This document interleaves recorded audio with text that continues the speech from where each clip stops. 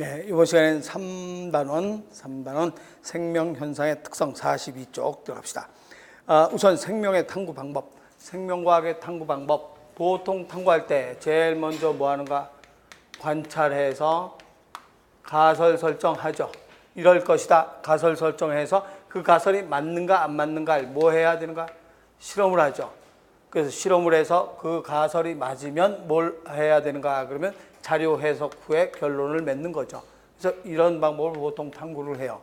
그런데 어떤 방법이 있는가? 그러면 갈라파고스 군도 같으면 섬이 굉장히 많은 섬이 있거든요. 근데 섬마다 핀치라는 새가 있어요. 근데 핀치라는 새가 이 섬에 사는 새의 부리는 이런 모양으로 생겼어요. 또 이 섬에 사는 새는 이런 모양으로 생겼어요. 또 이 섬에 사는 새의 부리는 이런 식으로 생겼어요. 그래서 섬마다 사는 새들의 부리 모양이 전부 다 다르게 생겼다. 그래서 왜 다르게 생겼는가를 뭐 했는가? 관찰해요. 왜 다르게 생겼는가? 관찰했어요.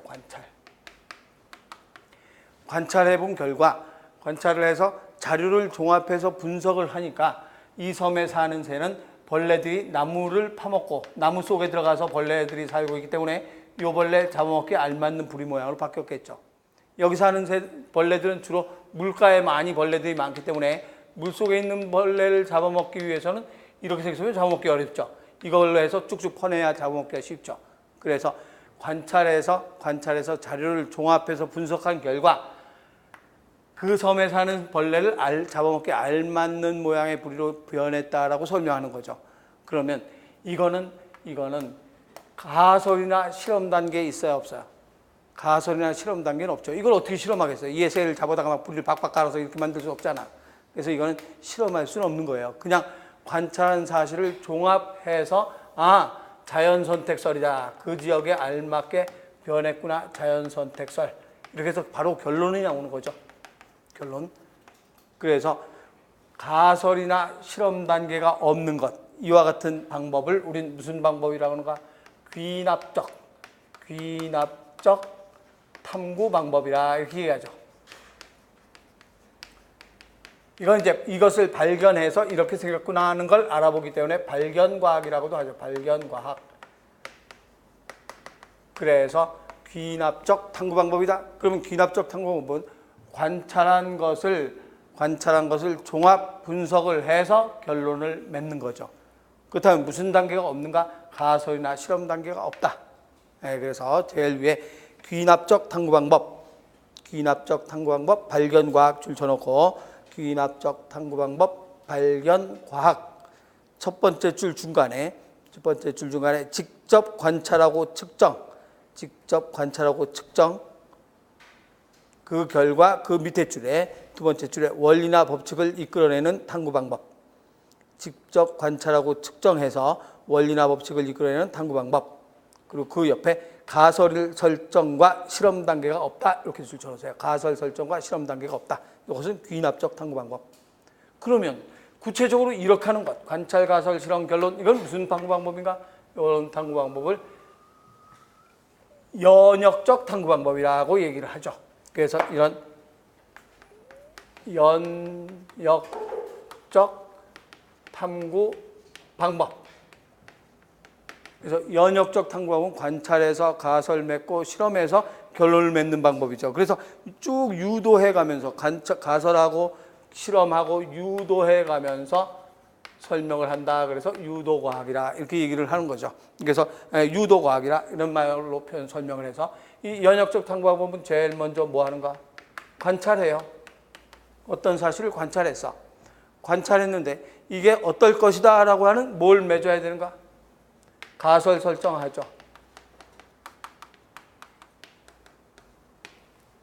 관찰해서 가설 설정한다. 그래서 제일 먼저 관찰, 그 다음에 가설 설정. 근데 세 번째, 관찰해서 이럴 것이다 가설 설정했으면 증명해야 되죠. 증명하기 위해서 실험을 해야 되죠. 실험하는 것을 우리는 뭐라고 하는가? 탐구, 설계 및 수행인데 이건 한마디로 뭐 한다는 소리가? 실험한다는 소리예요. 실험할 때 두 가지.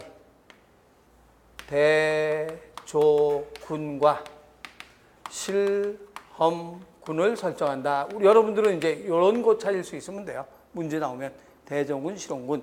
그럼 대조군, 실험군 뭘 얘기하는가? 그러면 예를 들어서 식물체가 자라는데 꼭 필요한 10가지 원소가 있다.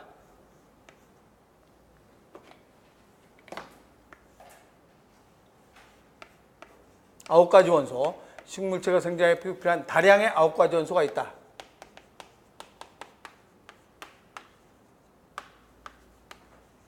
요게 있어야 9가지가 있어야 식물체가 정상적으로 자라는데 마그네슘이 없으면 어떻게 되는가 알아보고 싶다. 그래서 K 이렇게 집어넣었어요. 그래서 키웠더니 잎이 누렇게 됐어요. 마그네슘이 있을 때는 잎이 녹색이었었는데 마그네슘을 뺐더니 잎이 누렇게 됐다. 그러면 마그네슘이 하는 일은 잎을 푸르게 만든다는 걸 알 수가 있겠죠. 그랬을 때 위에 거를 우린 뭐라고 하는가? 위에 거는 자연 있는 그대로의 상태죠. 손 안 댄 거죠. 이것을 대조군. 그렇죠. 하나를 실험하기 위해서 건드려 놓은 거예요. 하나 빼놨죠. 하나를 건드려 놓은 거 무슨 군이라고 하는가? 실험군. 이렇게만 고를 수 있으면 돼요. 그래서 아무 손도 안 댔으면 대조군, 건드려 놨으면 실험군. 그래서 그 대조군에 그것만 줄 쳐놓으세요. 대조군 하면 조작하지 않은 비교 기준이 되는 집단. 이렇게 대조군은 조작하지 않은 비교 기준이 되는 집단. 그 밑에 실험군은 가설을 검증하기 위해서 변인을 조작한 집단. 가설을 검증하기 위해서 변인을 조작한 집단은 실험군이라고 한다. 그래서 대조군과 실험군 찾는 거죠. 그 다음에 변인 설정. 독립변인과 종속변인,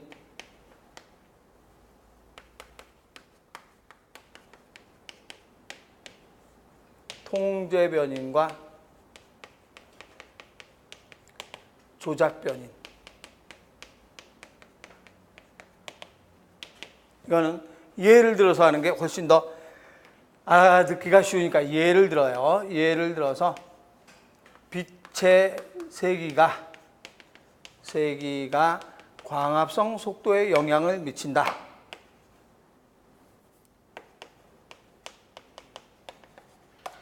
속도에 영향을 준다. 이렇게 나왔을 때 이제 광합성을 하기 위해선 요인은 뭐가 있어야 되는가? 빛의 세기, 온도, CO2 이게 있어야 광합성을 할 수가 있죠. 그럼 빛의 세기, 온도, CO2가 있어야 된다. 그러면 빛의 세기가 광합성 속도에 영향을 준다. 그러면 빛의 세기가 광합성 속도에 영향을 준다. 그렇다면 뭐를 조작해야 돼요? 당연히 조작하는 건 빛을 강하게 해줬다가 약하게 해줬다가 빛의 세기를 다르게 조작시켜야 되죠. 변인이란 말은 변하는 요인이에요. 변하는 요인. 그럼 뭘 조작시켜야 되는가? 빛의 세기는 조작시켜야 돼요. 빛의 세기를 강하게 해주고 약하게 해주고 해가면서 조작을 시켜야 되죠. 근데 온도 조작하면 돼야 안 돼요? 안 되죠. 빛이 광합성의 속도에 영향을 미치는 걸 알아보려면 온도는 항상 30도면 30도로 일정하게 해놓고 빛을 강하게 약하게 해야 되지. 온도를 0도 했다가 30도 했다가 빛을 강하게 했다 약하게 했다 그러면 뭐 때문에 뭐가 되는지 잘 모를 거 아니에요. 고정시키고 이산화탄소도 항상 일정하게 만들어야 되죠. 그럼 항상 일정하게 뭐 해야 되는가? 통제시켜야 된다 이 소리예요. 그래서 통제 변이는 온도와 CO2 농도는 통제시켜야 되겠죠. 그러면 온도나 CO2는 항상 일정하게 해놓고 빛을 강하게 약하게 해주면 빛을 강하면 광합성이 잘 일어날 거고 빛이 약하면 광합성이 잘 안 일어날 거고 빛에 뭐 되어 있는가? 종속되어 있다. 이게 바로 광합성 속도가 되는 거지. 그래서 여기에서 문제 나오는 건 주로 요거 찾는 문제 정도. 대조군 실험군 찾는 문제는 2년 전인가 서울시에서 출제가 한번 됐었던 거고. 그래서 대조군 실험군 찾는 문제. 요거 대조군 실험군 찾는 문제도 심화책 제일 뒤에 기출문제에 최근 거라 나와 있어요. 오늘 가서 심화책 제일 뒤에 기출문제에서 볼 게 뭐 보는가? 이황화 결합을 파괴시키는 아미노산 시스테인 그 문제 하나 풀어보는 거고, 대조군 실험군 나오는 문제가 또 있어요. 그거 문제 풀어보는 거고, 그걸 풀어가지고 오세요. 내가 다음 시간부터 페이지까지 알려줄 테니까. 그래서 페이지 몇 번 풀어갖고 오라고 페이지까지 알려줄 테니까, 내가 페이지를 지금 나도 책을 안 갖고 와가지고, 심화책 갖고까지 갖고 오면 무겁잖아. 그래서 페이지를 다음부터 알려줄 테니까 그렇게 해서 풀어보세요. 이것도 출제가 됐던 거 최근에. 그래서 대조군 실험군 찾는 문제, 통제, 조작, 종속변인 찾는 문제, 그 정도 알아두면 되죠. 그래서 관찰해서 가설 설정해서 탐구 설계 및 수행을 했어요.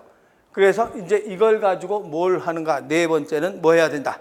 자료 해석을 해야 된다. 그래서 네 번째, 자료 해석을 하죠. 그러면 자료 해석을 했어요. 그랬더니 내가 했던 실험이 딱 맞아요. 그럼 결론을 맺는 거죠. 빛의 세기는 광합성 속도에 영향을 준다. 이렇게 결론을 맺는데, 내가 했던 거에 안 맞아 잘. 틀렸어. 아니에요. 그러면 다시 뭐 설정하는가? 가설 설정으로 들어가야죠.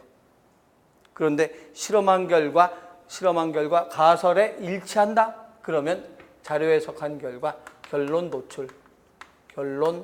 도출해서 이것을 뭐 시키는가? 일반화 시킨다라고 얘기를 하는 거죠. 이런 순서로 실험을 해요. 그래서 이거의 예가 뭐가 있는가 그러면, 지금 이제 이것도 예가 있지만 하나만 예를 들어 보면, 어떤 A라는 병사가, 전임 병사죠. 전임 병사가 군대에서 전임 병사가 모이를 줬어요. 모이를 줬는데 닭에 모이를 줬는데 닭이 각기병 증세를 보였어요. 각기병 증세를 보였다.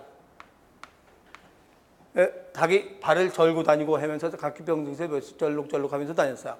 그래서 후임 병사가 모이를 줬는데 닭이 각기병 증세를 보이지 않고 닭이 증세가 호전됐다가 없어졌다. 정상으로 돌아왔다. 정상으로 됐다. 그러면 여기서 모일 줬는데 닭이 각기병 증세가 보였어. 후임 병사 모일 줬더니 닭이 정상으로 돌아왔어.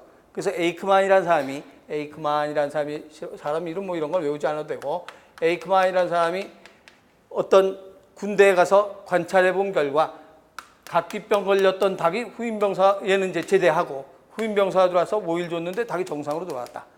왜 그런가? 그래서 모이가 다른가를 본 거죠. 그 모이가 다른가를 봤더니 전임 병사는 이 모이를 뭘로 줬는가? 백미를 줬어요. 백미. 후임 병사는 현미를 줬어요. 현미. 그래서 이 사람이 관찰해 본 결과 현미를 준 닭은 정상으로 됐다. 그럼 현미에는 각기병을 낳게 하는 어떤 게 있을 것이다 라고 뭘 설정하는가? 가설 설정하죠. 관찰한 후에 현미에는 각기병을 낳게 하는 어떤 물질이 있겠구나. 그러면 백미는 이렇게 된 거고, 현미는 이렇게 해서 여기에 아직 도정이 완전히 되지 않은, 이걸 현미라고 하죠. 깔끌깔끌한 거 현미. 이건 다 알죠? 그래서 현미를 줬더니 현미에 여기에는 각기병을 낳게 하는 물질이 있을 것이다. 그래서 가설 설정했어요. 그럼 탐구 설계 및 수행을 해야 되죠. 그럼 무슨 군 설정하는가? 대조군과 실험군 설정해야 되죠. 그래서 닭장 안에다가 닭을 집어넣고 얘한테는 뭘 줬는가? 백미를 주고 얘한테는 현미를 줘서 키웠어요. 현미, 닭 50마리, 여기도 닭 50마리. 그러면 여기서 어떤 게 대조군이 되는가? 백미 준 거하고 현미 준 거하고 뭐가 대조군이 되는가? 그러면 그렇죠. 손도 안 대고 원래 줬던 거, 처음 줬던 게 백미를 줬었잖아요. 근데 바꿨잖아. 그럼 이게 대조군이고 이게 실험군이에요. 처음에 이걸 줬는데 후임 병사가 이걸 주는 바람에, 처음에 정상이었던 게 후임 병사가 들어오면서 이걸 주는 바람에 몽땅 다 각기병 걸렸다. 그러면 이제 처음 준 게 대조군이 되는 거예요. 그래서 여기서 처음에 이걸 줬기 때문에 이게 무슨 군이 되는 건가? 대조군이 되는 거고, 이게 실험군이 되는 거죠.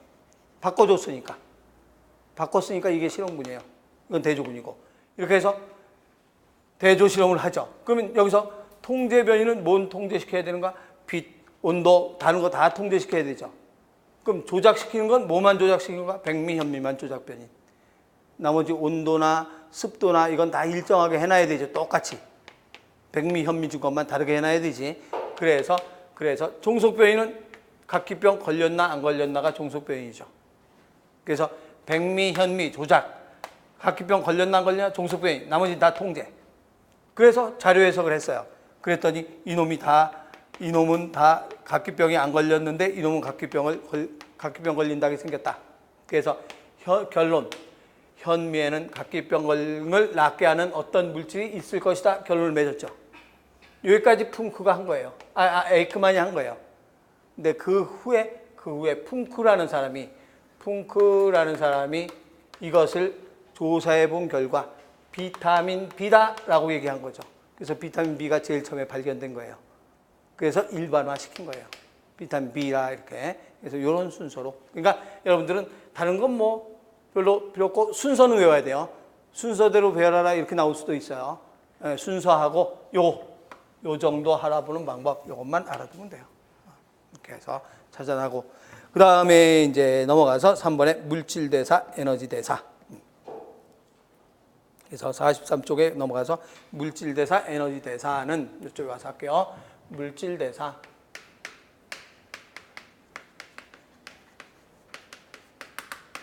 생명체 내에서 일하는 합성되거나 분해되는 과정을 물질대사란다. 그래서 생명체 내에서 일하는 합성되거나 분해되는 과정을 물질대사라고 한다. 그러면 B하고 C를 합해서 A로 만들었어요. 그럼 B하고 C를 A로 뭐 했다라고 얘기하는가? 합성했다라고 얘기를 하겠죠. 그러면 A를 B하고 C로 분해했어요.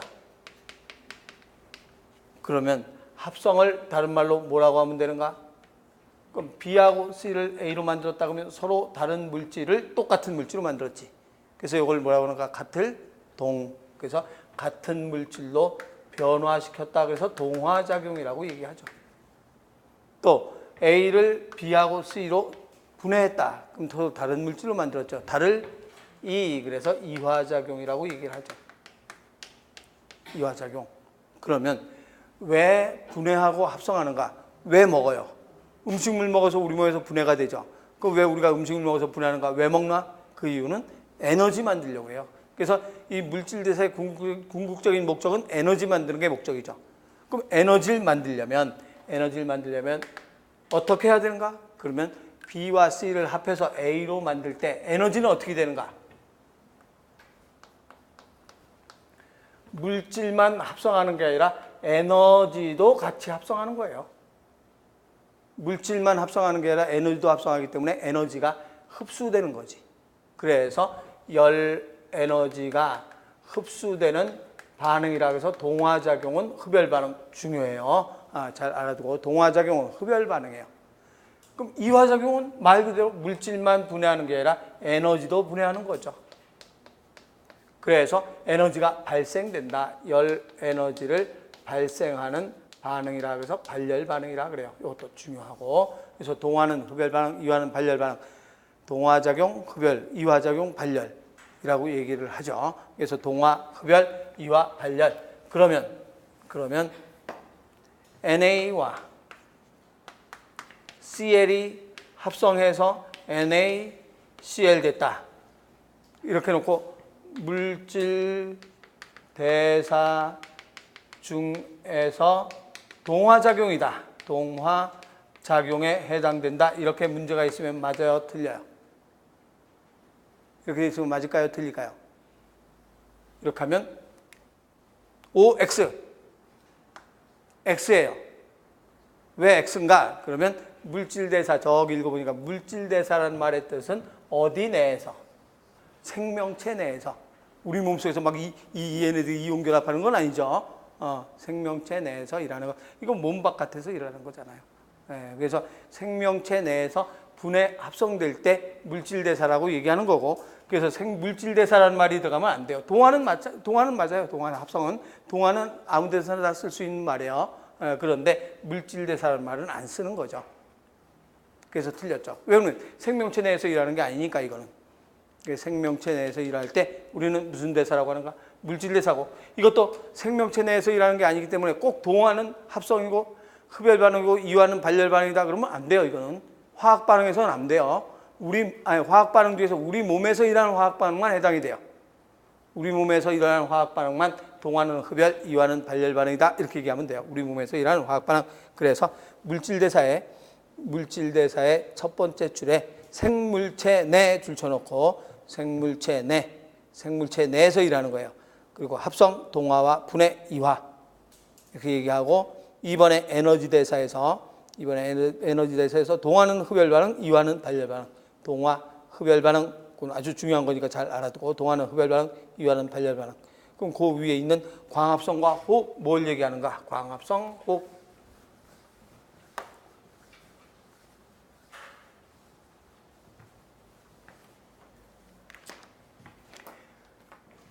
이산화탄소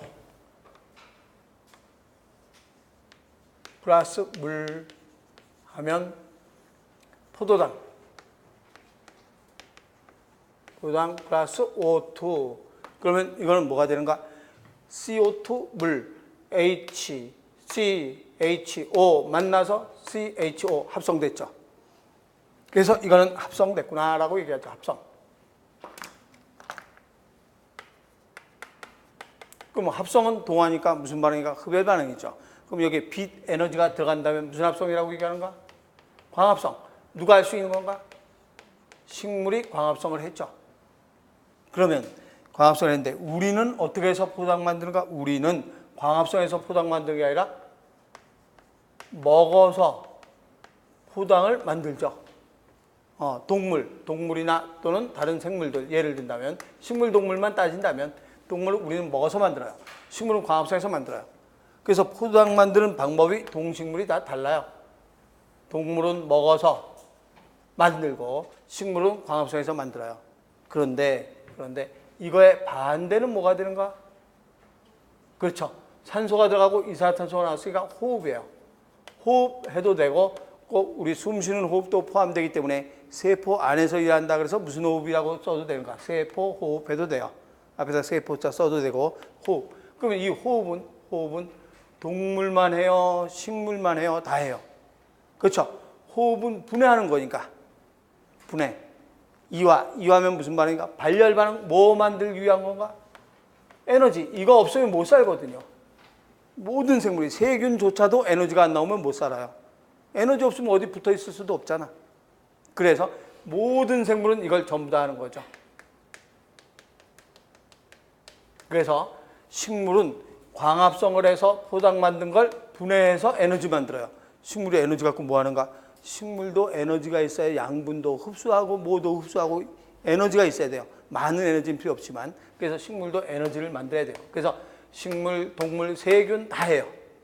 그래서 식물은 광합성에서 포당 만들어서 호흡에 의해서 에너지 만들고, 동물은 먹어서 포당 만들어서 호흡에 의해서 에너지 만들고, 세균은 기생해서 포당 만들면 그걸 분해해서 에너지 만들어야 되죠. 그래서 광합성하거나 먹거나 기생하거나 이거를 분해하는 일은 다 하죠. 그래서 일반적으로 모든 생물은 물질대사한다라고 문제가 나오면 요거 한다는 얘기예요. 모든 생물은 광합성한다고 하면 안 돼요. 우리 광합성 안 하잖아요. 그래서 모든 생물은 물질대사한다 그러면 이거를 대표적으로 물질대사라고 얘기하는 거예요. 모든 생물이 할 수 있는 거 호흡. 그래서 광합성과 호흡 얘기하는 거죠. 그래서 광합성은 합성, 동화, 흡열 반응, 빛에너지가 들어가니까, 호흡은 이와 발열 반응, 그것을 얘기를 하는 거예요. 그러면 여기서 나온 이 에너지는 모두 다 소모되면 돼요, 안 돼요? 안 되죠. 그러면 계속 먹어가면서 살아야 되죠. 계속 먹어가면서 하니까 이 에너지는 그대로 다 소모되는 게 아니라 열 에너지로 소모되는 것도 있지만 또 일부는 뭐 되는 것도 있어야 되는가? 그렇죠. 저장되는 것도 있어야 한다 이 소리죠. 그래서 이걸 저장할 수 있는 분자가 바로 뭐가 되는가? A, ATP가 되는 거죠. 그래서 ATP는 뭐 하는 곳인가? 에너지를 저장하는 장소를 ATP라고 한다. 이렇게 얘기하는 거죠. 그래서 ATP는 에너지 저장 장소. 그래서 ATP에 저장을 했다가 필요할 때 써야 돼요. 그러면 ATP란 뭘 얘기하는가? 그러면 ATP란 말은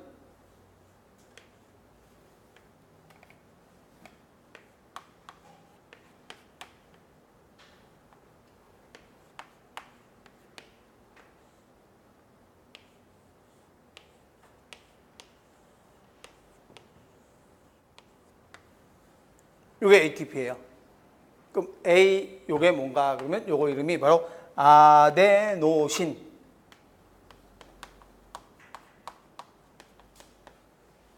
아데노신.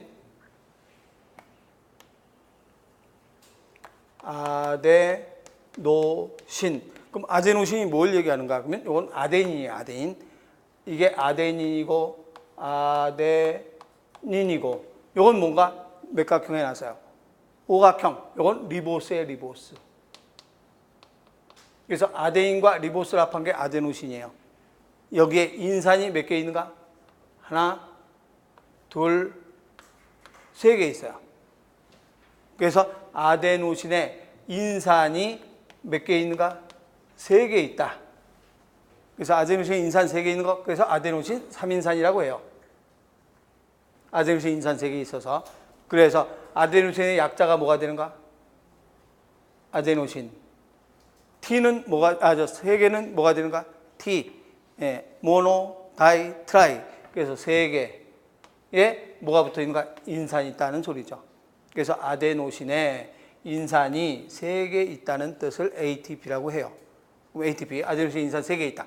그러면 이 ATP에서 요 인산이 하나 떨어져 나가면서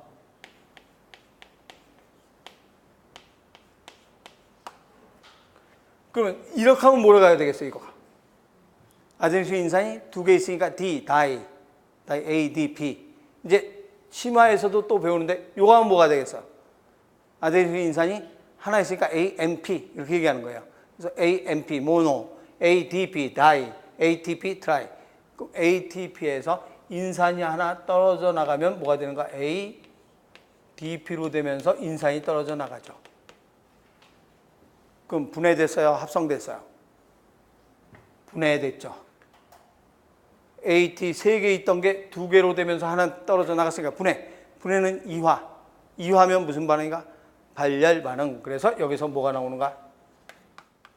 에너지가 나오는 거죠. 그래서 이 에너지가 약 7.3kcal의 에너지가 발생된다. 이렇게 얘기하는 거예요. 그래서 ADP가 인산되면서 약 7.3kcal의 에너지가 발생된다. 그래서 요 ATP는 에너지를 저장했다 필요할 때 사용을 한다 이 소리예요. 쉬운 말로 쓰면 무슨 말이냐면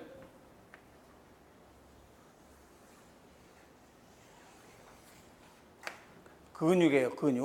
근육에서 이 사람이 밥을 먹었어요. 밥. 녹말. 그럼 밥을 먹으면 녹말이 뭘로 분해되는가? 포당으로 분해되면서 뭐가 나오는가? 포당 가지고 또 포당 플러스 산소는 이산화탄소 물하고 에너지 나오겠죠. 그래서 이 포당에서 에너지가 나왔어요. 그럼 이 나온 에너지를 어디에 저장하는가? ATP에 저장을 하죠. 저장을 했어요. 저장했다가 이 사람이 운동을 한다. 아령을 하나 든다. 그러면 ATP가 뭘로 되는가? 네, ADP로 되면서 인산 하나 떨어져 나가고 나오는 에너지 가지고 운동을 하는 거죠. 그럼 계속 운동하다 보면 ATP가 점점 없어지죠. 그럼 ATP가 점점 없어지면 다시 뭘 만들어야 되는가? ATP를 만들어야 되죠. 그래서 에너지가 나오면 또다시 에너지를 ADP한테 주면 ADP가 그 에너지를 받아가지고 다시 ATP가 되는데 인산 2개 있으니까 아까 띄워놨던 인산이 다시 들어가겠죠. 그래서 ATP로 또 저장해 놓죠. 그래서 음식물 먹어서 포당이 분해되면 저장됐다가 운동을 할 때 소모시키고 또 저장했다가 운동할 때 소모시키고 이렇게 해서 계속 ATP와 ATP는 계속 도는 거예요. 그래서 포도당이 분해되면 만들어지고 운동하면 없어지고 만들어지고 없어지고 해서 계속 돌면서 에너지를 저장하는 물질이 바로 뭐가 되는가? ATP라고 얘기하는 거죠. 이걸 ATP. 그러니까 한마디로 말해서 통장 그러면 이게 돈이면 이건 통장이에요. 통장. 통장이고 이건 빈 통장이고 돈 뺏은 통장. 통장, 빈 통장 이렇게 되는 거죠. 네, 그래서 책에 표시를 한번 해보면 ATP는 3번의 ATP는 에너지 저장 장소, 그 밑에 아데노신, 아데인 플러스 리보스, 아데인은 뭐에 해당되는 거예요? 염기. 아데인, 과인, 사이토신, 티민할 때 아데인은 염기잖아요. 리보스는 몇 탄당이가? 5탄당. 그래서 아데인 염기에 5탄당 리보스. 그래서 아데노신에 3개의 무기인산이 결합된 화합물로 인산과 인산은 고에너지 인산 결합하고 있다. 그래서 거기 아데노신에 3개의 무기인산이 결합된 그건 쭉 다 줄쳐놓으세요. 아데노신, 아데인 플러스 리보스에 3개의 무기인산이 결합된 화합물로 인산과 인산은 고에너지 인산 결합. 인산과 인산은 고에너지 인산 결합을 하고 있다. 그럼 인산과 인산은 고에너지 인산 결합을 하고 있다. 그러면 여기서 봅시다. 요 고에너지 아니에요. 인산과 인산 고에너지 맞죠? 요 고에너지 아니에요. 인산과 인산 고에너지. 하나 분해됐는데 7.3 나오면 되게 많이 나온 거예요. 그래서 고에너지라고 해요. 그래서 고에너지. 이거 고에너지 아니에요. 이건 아니지. 리보스하고 인산이잖아요. 그러니까 인산과 인산 사이만 고에너지라는 소리예요. 인산과 인산 사이만 고에너지. 그래서 거기 제일 밑에 줄에 인산과 인산은 고에너지. 인산과 인산은 고에너지 결합을 하고 있다. 이렇게 얘기하는 거죠. 그래서 인산과 인산은 고에너지 결합을 하고 있다라고 얘기를 해요. 근데 여기서 이제 질문 많이 들어오는 게 뭐라고 나오는가? 그러면 거기에 3개의 뭐라고 돼 있어요? 무기인산이라고 돼 있어요. 무기인산이라고 돼 있는데 몇 페이지에 잠깐 가보냐면 26쪽에 6번에 인산기라고 돼 있죠. 인산기라고 돼 있고 거기 2번에 동그라미 2번에 화합물의 이름 무슨 인산이라고 돼 있어요? 유기인산이라고 돼 있죠. 그리고 간 김에 특성하고서 유기분자 간에 뭘 전달한다 그랬어요? 에너지. 하나 떨어져 나가면서 에너지 7.3 나오잖아요. 전달하는 거죠. 그 말 뜻을 해놓은 거예요. 그래서 유기분자 간에 에너지를 전달한다 돼 있고 또 예제 1번에 4번 인산기는 만능작용기라고 했죠. 무슨 말인가? 여기도 인산이 붙어 있죠. 어디에도 인산이 있어요. 그렇죠. 핵산에도 염기당 인산으로 돼 있잖아요. 여기저기 붙기 때문에 만능으로 작용한다의 소리예요. 그런 뜻을 설명한 거야. 핵산, DNA도 인산이 있지. RNA도 인산이 있죠. 뉴클레오타이드가 염기당 인산이잖아요. DNA도 인산 붙어 있고 RNA도 인산 붙어 있고 ATP도 인산 붙어 있고 여기저기 인산기가 붙어 있다. 그런데 여기서 유기인산인데 왜 뒤에 와서 이 앞에서 분명히 유기인산이라고 나왔는데 43쪽에 무기인산이라고 나왔나? 그러면 때에 따라서 달라요. 어떤 때에 따라서 다른가? 지금 얘가 여기에 붙어 있죠. 그럼 이건 무슨 물인가? 리보스는 탄수화물, 단백질, 탄수화물, 지방, 핵산 이런 것들을 우리는 무슨 물이라고 하는가? 유기화합물. 아까 분자화 화합물에서 유기화합물이라고 돼 있죠. 이제 다시 뒤로 와서 41쪽에 다시 와서 41쪽에 보면 41쪽에 이온 화합물과 무슨 화합물이 41쪽에 1번에 유기화합물과 무기화합물이라고 돼 있죠. 유기물 해놓고 그 옆에 보니까 탄수화물, 단백질, 지질, 핵산이라고 돼 있잖아요. 그럼 이거는 분명히 유기화합물이에요. 유기화합물에 붙어 있을 땐 무슨 인산이라고 하면 되는가? 유기인산이라고 하면 돼요. 여기 붙어 있을 땐 유기인산이에요. 근데 얘가 떨어지는 순간 무슨 인산이라고 얘기하는가? 무기인산이라고 하는 거예요. 그러니까 꼭 무기인산, 유기인산은 구별하지 않아도 된다 이 소리야. 지금 내 말은. 무슨 말인지 알겠죠? 이게 지금 현재 이건 무슨 인산이에요? 떨어졌어. 무기인산이에요. 혼자 된 거니까. 근데 리보스에 붙었어. 리보스에 이렇게 붙어 있어. 무슨 인산이에요? 유기인산. 그래서 유기인산이 떨어진다 해도 상관없어요. 무기인산이 떨어진다 해도 상관없어요. 떨어지면 무기인산 될 거니까. 그러니까 유기인산, 무기인산이 문제 나오면 별로 신경 안 쓰고 문제 풀면 돼요. 그냥 인산해도 돼요. 그래서 그건 너무 신경 쓰지 말고 풀라 이 소리야. 왜 앞에는 유기인산인데 뒤에는 무기인산이냐 그런 말 나올까 봐 내가 설명한 거지. 그래서 여기에 붙어 있을 땐 무기인산이었었는데 떨어지는 유기인산이었었는데 떨어지는 순간 무기인산으로 됐다 이 소리가 되는 거니까. 그러면 다음 페이지 44쪽으로 가서 44쪽에 ATP의 분해와 에너지 방출은 어떻게 되는가 그랬죠? 그럼 ATP가 분해될 때 에너지 방출은 ATP 한 분자당 그 두 번째 줄에 ATP 한 분자당 약 얼마의 에너지가 방출되는가? 7.3kcal. ATP 한 분자당 약 7.3kcal 에너지가 방출된다 이렇게 얘기하는 거죠. 그래서 7.3kcal. 그래서 ATP는 ADP 인산 에너지가 나온다라고 하고 그 밑에 보니까 아데닌 리보스 앞에서 뭐라고 얘기하는가? 아데노신에 인산기가 몇 개 붙어 있는가? 3개 붙어 있는 것. 그래서 아데닌과 리보스가 결합한 아데노신에 인산기 3개 있는 건데 분해할 때는 항상 뭐가 첨가된다 그랬어요? 뭐가 첨가된다? 물. 그래서 무슨 분해라고 얘기하는가? 가수분해. 그래서 ATP가 가수분해되면서 뭘로 되는가? ATP가 가수분해되면서 ADP하고 인산 2개 있고 플러스 P라고 돼 있잖아요. 그렇죠? 그리고 그래서 플러스 P는 떨어져도 나갔다 이 소리예요. 그래서 뭐가 발생되는가? 에너지가 발생된다 이렇게 얘기하는 거죠. 그래서 여기다가 이렇게 써 있는 여기다가 이렇게 표시해 놓고 이걸 고에너지 인산 결합이라고 한다 이렇게 써놓고 고에너지 인산 결합.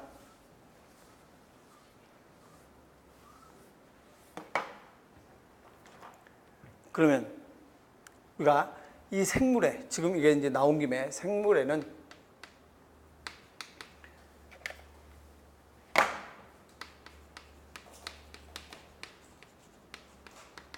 독립영양 생물이 있고 종속 영양 생물이 있죠.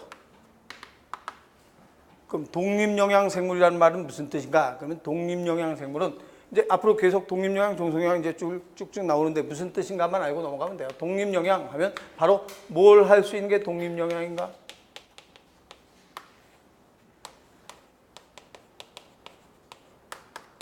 요거 할 수 있는 게 독립영양이죠. 그럼 뭐해서 뭘 만드는가? 그러면 이거 무슨 화합물이에요? 그렇죠. 우리가 유기화합물, 무기화합물. 유기화합물은 뭐하고 뭘 가지고 있는가? C와 H를 가지고 있는 탄수화물, 지방, 단백질, 핵산과 같은 걸 유기화합물이라고 그랬어요. 그럼 이건 C, H 없네. 이건 H, C 없네. 그럼 이건 다 화합물인데 무슨 화합물인가? 무기화합물. 이건 화합물도 되고 뭐도 돼요? 화합물도 되고 분자도 돼야 안 돼요? 분자는 무슨 결합한 게 분자라고 해서 공유결합. 요 공유결합하고 있잖아요. C, O, 쌍극자 모멘트가 0. 기억나죠? 쌍극자 모멘트가 0인 공유결합을 하고 있잖아요. 그러면 이건 공유결합하고 있고 두 개의 원소로 되어 있으니까 이건 분자도 되고 화합물도 돼요. 화합물로는 무기화합물이지. 분자되고 화합물도 되고. 이것도 공유결합해야 하네요. 그렇죠. O, H 공유결합 하잖아요. 공유결합하니까 분자도 돼요. 또 화합물도 돼요. 무기화합물. 그래서 한마디로 이온 결합한 거는 분자는 돼야 안 돼요. 안 되고 화합물만 된다 이 말이에요. 그래서 이건 다 분자도 되고 화합물도 되는 물질인데 그러면 이건 무슨 화합물이라고 하는가? 무기화합물이죠. 유기물이 아니라. 그래서 무기물. 유기물 하면 머릿속에 탄수화물, 지방, 단백질, 핵산만 지금 생각하고 있어요. 우리 생물에서 한 2가지 더 있는데 그건 나중에 배우면서 또 해줄 테니까 지금 현재 여러분의 머릿속에는 유기물 나오면 뭐예요? 탄수화물, 지질, 단백질, 핵산 그것만 머릿속에 딱 끼어 있어요. 나머지는 다 무기물 하면 돼요. 화학에서는 엄청나게 많아요. 유기물이. 근데 생물에서는 여러분들이 그것만 생각을 하고 있어요. 그러면 이건 탄수화물도 아니고 지방도 아니고 단백질도 아니고 핵산이다 니까 무기물이잖아요. 이건 무슨 물인가? 유기물. 스스로 유기물을 만들 수 있으면 독립영양이라 그래요. 그래서 독립영양은 무기물에서 유기물을 합성하는 생물을 독립영양 생물이라고 해요. 무기물에서 유기물을 합성하는 생물, 독립영양 생물.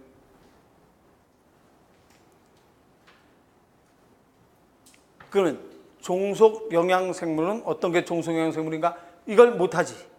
그럼 뭘 먹고 살아야 되는가? 유기물. 유기물을 섭취.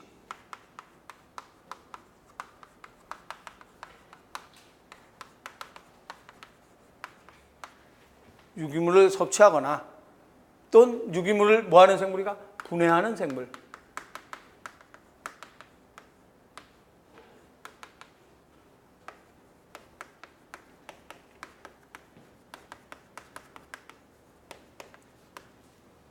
유기물을 섭취하거나 분해해서 에너지를 얻는 생물.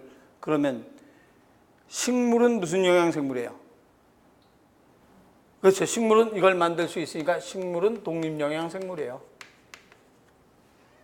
그런데 유기물을 섭취하거나 분해해서 에너지를 얻는 것, 이것의 예는 뭐가 되는가? 그러면 그 외 동물이나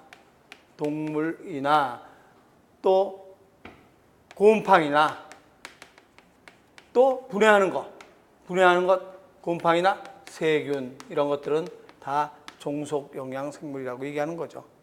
세균은 유기물을 분해해서, 곰팡이나 세균은 동물은 유기물을 섭취하고, 곰팡이나 세균은 유기물을 분해하는, 이제 우리 뒤에서 배울 분해자라고 얘기하는 거죠.